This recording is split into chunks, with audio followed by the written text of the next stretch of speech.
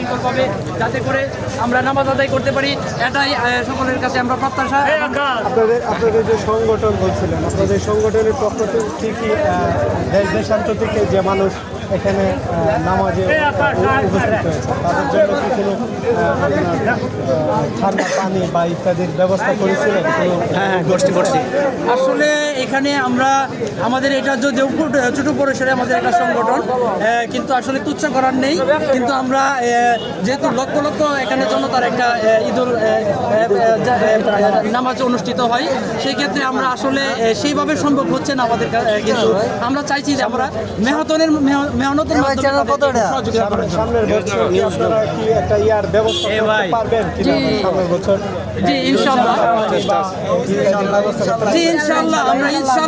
আমরা সার্বিক সহযোগিতায় আমাদের সংগঠন ইনশাআল্লাহ চেষ্টা করব যথাসাধ্য এবং তাদেরকে একটু সাহায্য বা একটু করার জন্য। এখানে আমরা সহ পুলিশ প্রশাসন যারা আছে এখানে সকলেই কিন্তু চাই যে দেশ দেশান্তর দিকে যেহেতু মানুষ এখানে আসে তাদের জন্য ঠান্ডা পানি বা ইত্যাদি যে সামাজিক যে সংগঠনগুলো আছেন আপনারা যদি ব্যবস্থা করে রাখছেন তাহলে। ধন্যবাদ। আসেন।